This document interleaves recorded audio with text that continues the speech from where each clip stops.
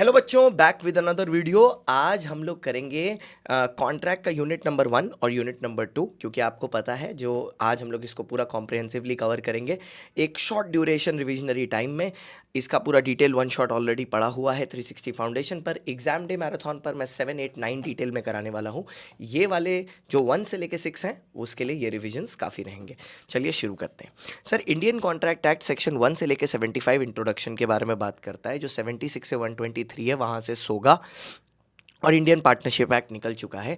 जो 124 से 238 है वही स्पेशल टाइप्स ऑफ कॉन्ट्रैक्ट है जो यूनिट नंबर 7, 8 और 9 बना है, जो पहले सीए इंटर में हुआ करता था।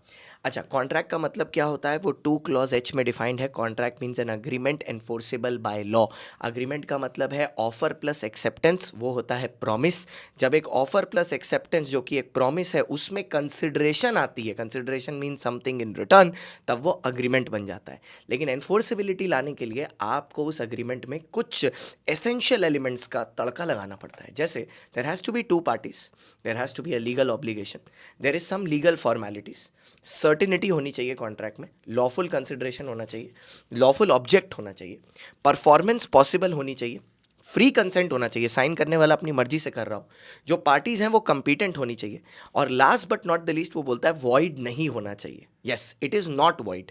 मतलब कुछ एक लिस्ट दी हुई है यूनिट नंबर 4 में, जहाँ पर एक यूनिट नंबर 3 में एक्चुअली एंड में, कि एक लिस्ट दी हुई है पूरी कि कौन से ऐसे कॉन्ट्रैक्ट्स होते हैं, एग्रीमेंट्स होते हैं जो वॉइड है, उसमें वो नहीं आना चाहिए, तो वो कॉन्ट्रैक्ट बन जाएगा। अब जब हम इसमें बात करते हैं, आगे बढ़ते हैं, सबसे पहले आता है टाइप्स ऑफ कॉन्ट्रैक्ट। अब टाइप्स ऑफ कॉन्ट्रैक्ट में सबसे पहले on the basis of validity ये बताते हैं। एक होता है वैलिड कॉन्ट्रैक्ट जिसमें सारे के सारे एसेंशियल एलिमेंट्स इंक्लूडेड है। फिर बोलते हैं वॉइड। बोलते हैं कि वॉइड वो कॉन्ट्रैक्ट है which ceases to be enforceable by law, मतलब जिसमें कोई वैलिड एसेंशियल बाद में जाके मिसिंग हो जाता है। ठीक है, जैसे कि वो कॉन्ट्रैक्ट अगर इम्पॉसिबल हो गया तो वॉइड एक्चुअली में कॉन्ट्रैक्ट नहीं है, अग्रीमेंट होता है। ठीक है, इट इज़ एन अग्रीमेंट। वो टर्मिनोलॉजी वॉइड कॉन्ट्रैक्ट इसलिए यूज़ की गई है सो दैट उसको टाइप्स में दिखा सकें, बट वो एक्चुअली में एक अग्रीमेंट होता है। वॉइडेबल कॉन्ट्रैक्ट वो होता है जिसमें कोई अग्रीव्ड पार्टी जब कॉन्ट्रैक्ट से हर्ट होता है, अग्रीव्ड मतलब दुखी पार्टी, सिर्फ वही केस कर सकता है, कोई दूसरा आदमी नहीं कर सकता, और वो वॉइडेबल कॉन्ट्रैक्ट को वॉइड बना सकता है। ठीक है, उसके बाद आता है illegal contract. Sir, illegal contract कोई कॉन्ट्रैक्ट नहीं है, इट्स अ अग्रीमेंट। इलीगल मतलब जब आप कोई ऐसा काम करते हो जो Indian penal code criminal activity है, तो वो इसको लॉ फॉरबिड करता है, वो होता है इलीगल अग्रीमेंट। कॉन्ट्रैक्ट नहीं बोलूंगा, अग्रीमेंट बोलूंगा।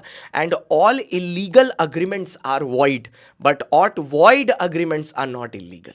ठीक है, अगर कालरा सर और रिया जी की शादी की बात हुई लेकिन बाद में रिया जी ने मना कर दिया, ठीक है, तो ये शादी वॉइड जरूर हो जाएगी, बट ये इलीगल थोड़ी ना है। ठीक है, उसके बाद आता है अनएनफोर्सिएबल कॉन्ट्रैक्ट। सर, अनएनफोर्सिएबल कॉन्ट्रैक्ट वो होता है जिसको बनाने में ही कोई टेक्निकल डिफेक्ट रह गई है, किसी एक पेज पर साइन करना भूल गए, या नाम पार्टी ने का सरनेम एक जगह गलत लिख गया, वो टेक्निकल डिफेक्ट की वजह से वो कॉन्ट्रैक्ट ही एनफोर्सेबल नहीं होता है। फिर आता है on the basis of performance, जिसमें फॉर्मेशन, जिसमें आता है एक्सप्रेस और इम्प्लाइड। एक्सप्रेस, इम्प्लाइड, क्वाजी और ई कॉन्ट्रैक्ट। एक्सप्रेस मतलब जिसमें वर्ड्स स्पोकन और रिटन है, इम्प्लाइड मतलब जिसमें आपने सामने वाले के एसीडी से समझा है, उसके एक्शन से, उसके कंडक्ट से, या रेगुलर कोर्स ऑफ डीलिंग से, जिसमें अगर कंडक्ट वाले को सिर्फ निकाल दो तो वो होता है टैसिट। क्या सर सारे टैसिट कॉन्ट्रैक्ट इंप्लाइड कॉन्ट्रैक्ट होते हैं? हाँ। क्या हर इंप्लाइड कॉन्ट्रैक्ट टैसिट होता है? नहीं, क्योंकि वही इंप्लाइड कॉन्ट्रैक्ट टैसिट होगा जो कंडक्ट से दिखाया गया है। जैसे कि एक एटीएम मशीन या एक वेंडिंग मशीन, वो होता है कंडक्ट से, कि पैसा डालो सामान निकलेगा। वो वेट करने वाली मशीन होती है ना, रेलवे स्टेशन में जाके खड़े हो, 1 रुपया डालो तुम्हारा वजन दिखा देगी, वो है टैसिट। क्वाजी कॉन्ट्रैक्ट एक्चुअल में कोई कॉन्ट्रैक्ट नहीं है, it is an obligation which is created by law. ठीक है, वो कॉन्ट्रैक्ट नहीं है। इसमें भैया ये ऑब्लिगेशन ये है कि कोई आदमी किसी और का नुकसान करके अमीर नहीं बनना चाहिए। It is based on the doctrine of unjust enrichment, that no person shall become rich at the expense of someone else. किसी और का नुकसान करके किसी और का फायदा नहीं होना चाहिए। फिर आता है E contracts. E contracts are electronic contracts, जैसे आज के डेट में हम लोग फ्लिपकार्ट, अमेजॉन में बनाते हैं। आपने अनअकैडमी का सब्सक्रिप्शन लिया, जो कॉन्ट्रैक्ट आया वो ई कॉन्ट्रैक्ट है, जिसमें इलेक्ट्रॉनिक डेटा इंटरचेंज होता है, कि आप किसी वेबसाइट पर जाके अपना डेटा लिखते हो, इलेक्ट्रॉनिकली डेटा इंटरैक्ट होता है। उसके बाद आता है on the basis of performance. तो 2 तरीके के होते हैं, एक होता है एग्जीक्यूटेड, एक होता है एग्जीक्यूटरी। एग्जीक्यूटेड मतलब, ठीक है, जहां पर आपने कोई काम किया है, किसी चीज का एक्ट किया है, या तो आपने कोई काम किया है या किसी काम को करने से खुद को रोका है, that is an executed contract. Executory क्या होता है, मतलब कुछ होना बाकी है। कभी कभार किसी एक पार्टी का कोई काम करना बाकी रहता है, वो होता है यूनिलैटरल एग्जीक्यूटरी। और जब दोनों पार्टियों का काम करना बाकी रहता है तो वो होता है बायलैटरल एग्जीक्यूटरी, मतलब कुछ करना बाकी है। फिर आता है सेक्शन 2 क्लॉज ए, जिसको बोलते हैं ऑफर। ऑफर का मतलब क्या होता है sir, what is an offer? Offer एक प्रपोजल है, एक प्रॉमिसर जो प्रॉमिसी को देता है, ठीक है, जिसमें प्रॉमिसर का फाइनल विलिंगनेस है। फाइनल विलिंगनेस मतलब उसकी चाह है, ठीक है, करने की। And offer is positive as well as negative. Offer can be to do something और नॉट टू डू समथिंग। लेकिन जब भी ऑफर दिया जाता है, हमेशा यह सोच के दिया जाता है कि सामने वाले का हमको अप्रूवल चाहिए। तो ऑफर का वो टाइप होता है। अब जब टाइप ऑफ ऑफर आया तो उसमें सबसे पहले आता है जनरल ऑफर। इसमें एक केस आता है कार्बोलिक स्मोक बॉल वाला। जनरल ऑफर मतलब which is open to any public, वो कोई भी उसको एक्सेप्ट कर सकता है, ठीक है। एक्सेप्ट करने के बाद बस एक्सेप्टेंस कम्युनिकेट करनी पड़ेगी, कोई भी उसको एक्सेप्ट कर सकता है जब चाहे तब। फिर आता है सर स्पेसिफिक ऑफर, जो कुछ ही पर्टिकुलर लोगों के लिए होता है, ठीक है, for a particular group only, और सिर्फ वही उसको एक्सेप्ट कर सकते हैं। जैसे कि आप किसी कॉर्पोरेट कंपनी में काम करो तो वो आपको कॉर्पोरेट डिस्काउंट देते हैं, बट वो सिर्फ इंप्लॉय को ही मिलता है, इंप्लॉय की आईडी पर ही, और इंप्लॉय उसको क्लेम कर सकता है, कोई और नहीं। फिर बोलते हैं cross offer. Sir cross offer मतलब जब दो लोगों ने ISI, ये पाकिस्तान वाले नहीं है, ISI अच्छे वाले हैं, ISI, जब कोई दो लोगों ने एक आइडेंटिकल ऑफर, तुम मेरी बाइक 30,000 में खरीदोगे, तुम मेरी बाइक 30,000 में बेचोगे, ऐसा एक आइडेंटिकल ऑफर एक दूसरे को बिना पता हुए, in ignorance of one another, simultaneously एक दूसरे को दिया है, ISI, इग्नोरेंस, आइडेंटिकल और साइमल्टेनियसली एक दूसरे को दिया है, तो उसको क्रॉस ऑफर बोलते हैं।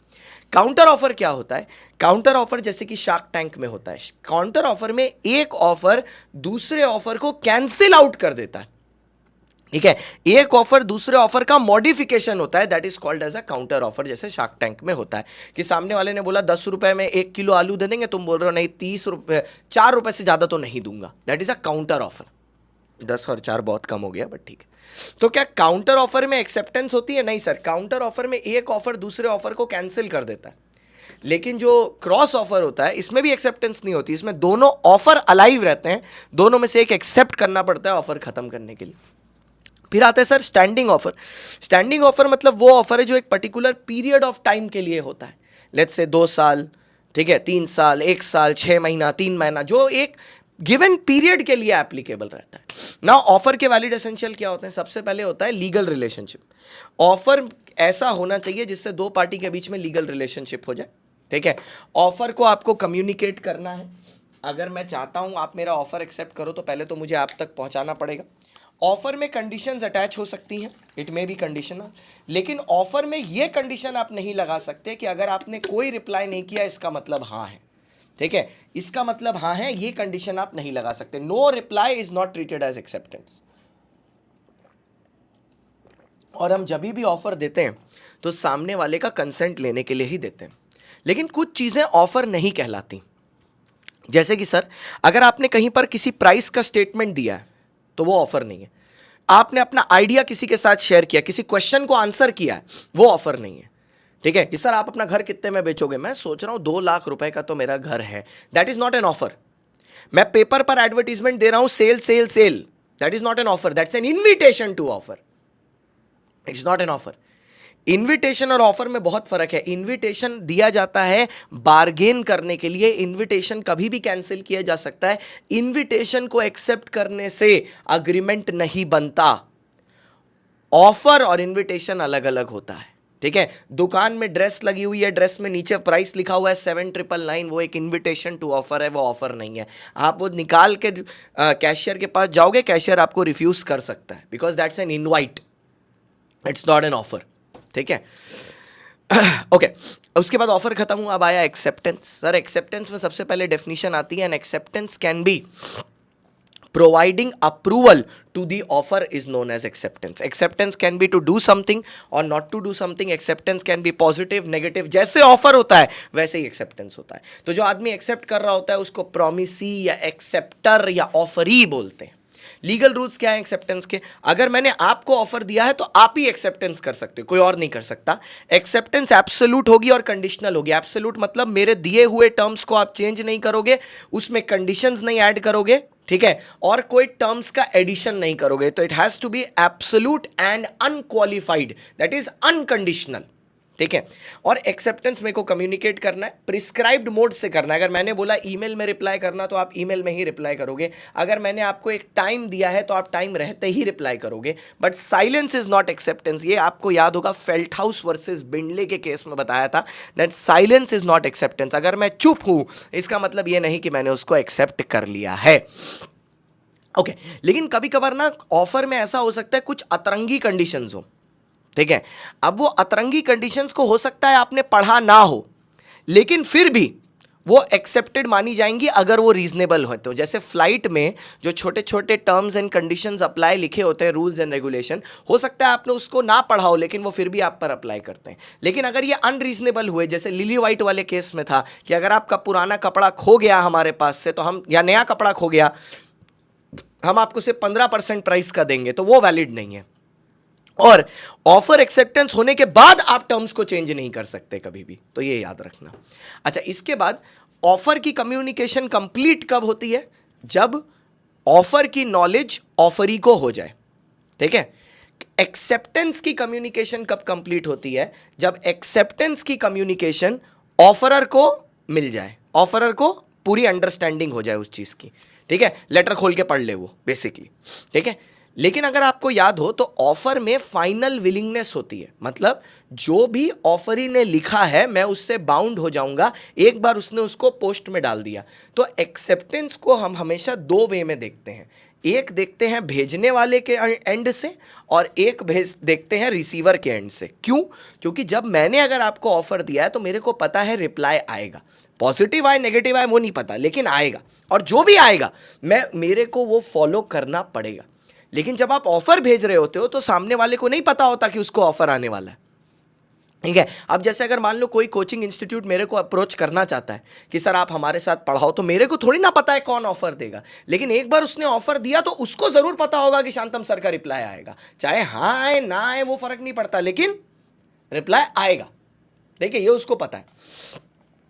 तो आप ऑफर भेज सकते हैं जो भी सुन रहे हैं। आइए, तो जोक्स अपार्ट, तो अब नेक्स्ट टॉपिक, जो लास्ट टॉपिक इसका है वो है रिवोकेशन ऑफ ऑफर। वही समझाने के लिए बताया था। सर ऑफर कब तक रिवोक हो सकता है? ऑफर रिवोक हो सकता है इससे पहले जो सामने वाला एक्सेप्टर है वो अपनी एक्सेप्टेंस को पोस्ट में डाले।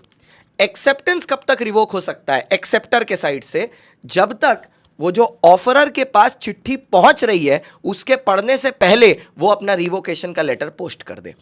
अगर सर रिवोकेशन और ऑफर या रिवोकेशन और एक्सेप्टेंस एक साथ पहुंचा तो कौन सा वैलिड होगा? रिवोकेशन जो कैंसिलेशन है, या एक्सेप्टेंस या ऑफर, कौन सा वैलिड होगा? सर अगर आपका रिवोकेशन का लेटर, ना बोलने का लेटर और हाँ बोलने का लेटर साथ में पहुंचे, या आपके ऑफर का लेटर और ना ऑफर देने का लेटर साथ में पहुंचे, तो याद रखना रिवोकेशन इज ऑलवेज एब्सोल्यूट, ठीक है, रिवोकेशन ही माना जाएगा।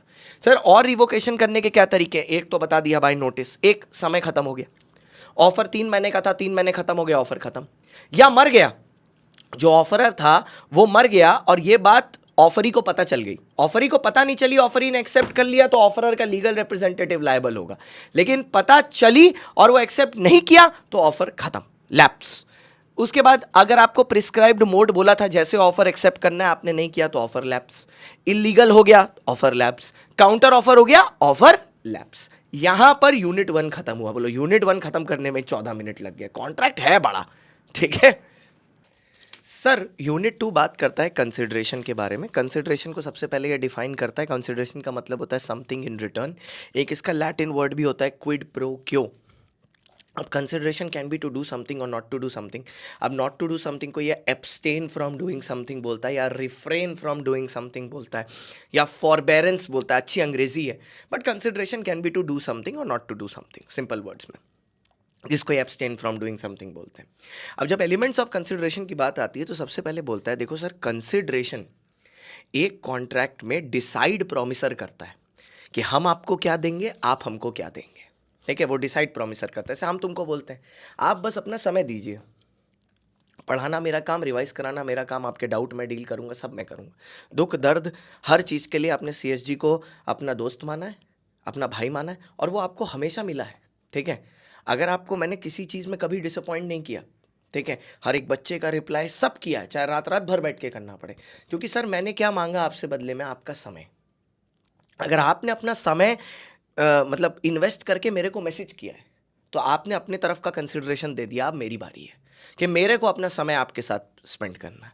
तो कंसिडरेशन डिसाइड कौन करता है? प्रॉमिसर। लेकिन कंसिडरेशन मूव, ठीक है, प्रॉमिसी से भी हो सकता है या प्रॉमिसी के बिहाफ पर। जैसे आप इंटरनेट रिचार्ज कराते हो तो पैसे तो आपके मम्मी पापा देते हैं ना, लेकिन यूज आप करते हो। तो एयरटेल को कंसिडरेशन या तो आपसे मिल रहा है या आपके बिहाफ में किसी और से मिल रहा है।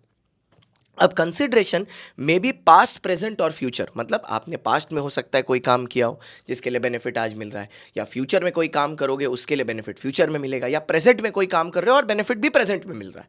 तो पास्ट, प्रेजेंट या फ्यूचर दोनों तीनों हो सकता है। कंसिडरेशन का होना जरूरी है, उसको रियल होना चाहिए, इमेजिनरी अलाउड नहीं है। कंसिडरेशन का एडिक्वेट होना जरूरी नहीं है, लेकिन लॉफुल होना जरूरी है। एडिक्वेट मतलब अगर 1 लाख की प्रॉपर्टी में कोई 1 रुपए में भी मिल रही है तो उसमें कोर्ट ऑब्जेक्ट नहीं करेगा, लेकिन बदले में कुछ मिलना जरूरी है। फिर बात आती है प्रिविटी ऑफ कॉन्ट्रैक्ट की। सर प्रिविटी ऑफ कॉन्ट्रैक्ट का मतलब होता है कि दो पार्टी के बीच में जो कॉन्ट्रैक्ट है वो दो पार्टी के बीच की बात है। एक जो स्ट्रेंजर है, स्ट्रेंजर मतलब थर्ड पार्टी, वो कॉन्ट्रैक्ट में घुस के जो पार्टीज टू द कॉन्ट्रैक्ट है उनके ऊपर कोई एक्शन नहीं ले सकता या केस नहीं ले सकता। That is called privity. Stranger can provide consideration but stranger can not sue in the contract. Next बोलते हैं प्रिविटी के कुछ एक्सेप्शन है, जैसे कि बेनिफिशियरी। अगर मैं किसी ट्रस्ट का या किसी प्रॉपर्टी का बेनिफिशियरी हूं तो मैं बाकी प्रॉपर्टीज के ओनर्स पर केस कर सकता हूं। अगर फैमिली सेटलमेंट में मेरा कोई फायदा है और मुझे वो फायदा नहीं मिल रहा, वो वाला केस था ना जहां 2 भाई हैं और मम्मी को प्रॉमिस किए हैं 20,000 रुपए देंगे और देने से निर्लज लोग मना कर देते हैं, तो क्या माँ उन पर केस कर सकती है? हाँ। मैरिज कॉन्ट्रैक्ट के केस में अगर पिता अपनी बेटी के बेनिफिट के लिए दामाद जी को 20,000 रुपया दे रहा है, लेकिन फिर भी दामाद जी गलत तरह से व्यवहार कर रहे हैं बेटी के साथ, क्या बेटी केस कर सकती है दामाद जी पर? हाँ कर सकती है, मतलब अपने पति पर, बिल्कुल। असाइनमेंट, असाइनमेंट का मतलब होता है कि आप अपने कॉन्ट्रैक्ट का बेनिफिट किसी और को असाइन कर रहे हो। जैसे फॉर एग्जाम्पल मैंने अपने मम्मी के नाम पर मेडिकल इंश्योरेंस कराया, प्रीमियम मैं दूंगा, बेनिफिट मम्मी को मिलेगा। अगर इंश्योरेंस कंपनी मम्मी को बेनिफिट देने से मना कर दे, क्या मम्मी सू कर सकती है? बिल्कुल कर सकती है, because she has the assignment of benefit under that. फिर एजेंसी, अब एजेंट जो है मेरा वो तो प्रिविटी कर ही सकता है। एजेंट का तो मेन पर्पस ही यही है कि वो प्रिंसिपल और थर्ड पार्टी के बीच में एक कॉन्ट्रैक्ट क्रिएट कर सकता है, ठीक है। कोवेनेंट अटैच टू लैंड, अगर कोई कंडीशन है जो एक लैंड से अटैच्ड है, तो अगर वो ओनर मान रहा है तो ओनर अगर वो लैंड किसी और को बेचेगा तो उसको भी वो कंडीशन माननी पड़ेगी, भले ही उसको वो कंडीशन बताई गई हो या ना बताई गई हो। तो अगर कोई एग्रीकल्चर लैंड है और किसी ने मेरे को बेचा, भले ही मेरे को बताया ना बताया, लेकिन सरकार मेरे को रोक लेगा उस पर एग्रीकल्चर के अलावा कुछ और करने से, सरकार being the third party. Last में एस्टॉपल, अगर मैंने बिहेवियर से ऐसा दिखाया है कि मैं किसी के बिहाफ पर कोई काम कर रहा हूं तो फिर मैं उससे लायबल हो जाता हूं। यहां पर कंस्ट्रक्टिव डिलीवरी का एग्जांपल समझना। जेठालाल को सामान पहुंचाना है भिड़े को। अब जेठालाल का नौकर है बागा, बागा भिड़े को फोन करके बोलता है भिड़े भाई मैं आपके लिए सामान होल्ड करके बैठा हूं। अब अगर बागा ने सामान डैमेज कर दिया तो भिड़े बागा से वसूल कर सकता है, इवन दो कॉन्ट्रैक्ट भिड़े और जेठिया के बीच में था, क्योंकि बागा ने एक्सेप्ट किया है। That is called estoppel. Next, agreement without consideration. Sir जो अग्रीमेंट्स होते हैं विदाउट कंसिडरेशन वो सब वॉइड होते हैं, लेकिन इसके कुछ एक्सेप्शन है। जैसे सबसे पहला 25(1) जो आता है natural love and affection. Natural love and affection में अगर आप कोई 2 पार्टी क्लोज रिलेशनशिप में है, वो एक रिटर्न में कॉन्ट्रैक्ट करती हैं जिसमें वो लोग एक दूसरे को बेनिफिट ट्रांसफर करने की बात करते हैं, वो रजिस्टर्ड है और वो नेचुरल लव है। मतलब नेचुरल लव मतलब यूनिवर्स ने उसको बनाया है। हस्बैंड वाइफ हो गया, पिता बेटा हो गया। गर्लफ्रेंड बॉयफ्रेंड नेचुरल नहीं होता, वो आर्टिफिशियल होता है, बदल जाते हैं समय के साथ। देखो ही रिया जी, कालरा जी, रिया जी सुरभि मैम, वो Riya ji Surbhi ma'am, sorry Kalra sir Surbhi ma'am, that is natural love and affection. Kalra sir and Riya ji, that is not natural love, that is गलत, ठीक है। फिर आया sir compensation for past voluntary service. Sir past voluntary service मतलब पुराना, ठीक है। अगर कोई पुरानी सर्विसेज के लिए हमने वॉलंटरी आपको कोई सर्विस दी है, ठीक है। और सर जो प्रॉमिसर है उसने दिया और वो प्रॉमिसर अभी भी जिंदा है। जैसे मैंने अगर किसी बच्चे को फ्री में पढ़ाया, अपनी मर्जी से किया था, लेकिन आज वो बच्चा बड़ा अफसर बन गया, कलेक्टर बन गया, सीए बन गया। अब बच्चा आके बोल रहा है ये लीजिए सर 20 लाख रुपए की गाड़ी मैं आपके लिए लेके आया हूं क्योंकि आपने मेरे को वो सर्विस दी थी, वो भी वॉलेंट्री। तो क्या अब मैं वो 20 लाख की गाड़ी एक्सेप्ट कर सकता हूं? हाँ सर, बिल्कुल कर सकता हूं। सो आप दे सकते हैं। Okay, next. फिर promise to pay time barred debt. Sir time barred debt मतलब वो डेट होता है जिसका लीगल रिकवरी का टाइम खत्म हो गया, विच इज 3 years। तो अगर एक आदमी एक प्रॉमिसरी नोट बना के मेरे को दे दे कि वो मेरी टाइम बार्ड डेट का भी पैसा लौटा देगा, तो मैं वो उससे रिकवर कर सकता हूं क्योंकि वो अब एक वैलिड डॉक्यूमेंट हो गया। फिर आया एजेंसी। सर एजेंसी में तो वैसे भी कंसिडरेशन की कोई ज़रूरत नहीं है। आप लोग देखो अपने मम्मी पापा का सामान कितने दिन से बाजार से नीचे से लेके आया करते थे, तो आप तो भैया वैसे भी एजेंसी का पार्ट हो, आप भी तो एजेंट हो। नेक्स्ट आया सर कंप्लीटेड गिफ्ट। जब आप किसी को कोई तोहफा देते हो या गिफ्ट देते हो, ठीक है, तो उसमें आप सामने वाले से कुछ पा नहीं रहे होते, सिर्फ उसको गिफ्ट दे रहे होते हो। तो विदाउट कंसिडरेशन अगर गिफ्ट भी दिया जा रहा है तो वो वैलिड है। उसके बाद आता है बेलमेंट। सर बेलमेंट हमेशा ग्रेचुटस होती है। अगर जो बेलमेंट ग्रेचुटस होती है, ग्रेचुटस मतलब फ्री। अगर फ्री में भी कोई आदमी आपके सामान को प्रोटेक्ट करने की बात कर रहा है, मान लो आपने गाड़ी रखी है अपने दोस्त के घर में, उसने बोला भाई कोई नहीं रख दे, और फिर उसके घर की छत गिर गई आपकी गाड़ी पर, तो वो खर्चा देगा क्योंकि भैया बेलमेंट अगर ग्रेचुटस भी हो तो सामान के लिए बेली रिस्पॉन्सिबल होता है। और लास्ट में आया चैरिटी। अगर आप कोई चैरिटी कर रहे हो ना, या गिफ्ट दे रहे हो, चैरिटी कर रहे हो, ठीक है, तो चैरिटी का जितना आपने प्रॉमिस किया है वो आपसे रिकवर किया जा सकता है। मतलब मान लो अगर मैंने प्रॉमिस किया कि मैं 2 लाख रुपए की चैरिटी दूंगा और उसके अगेंस्ट में सामने वाले ने 1.5 लाख का खर्चा कर दिया है, तो मैं 1.5 लाख का खर्चा पेमेंट करने के लिए लायबल हूं। Gauri Mohammad versus Kedarnath. So within 21 minutes 30 seconds 1 and 2 unit of contract done.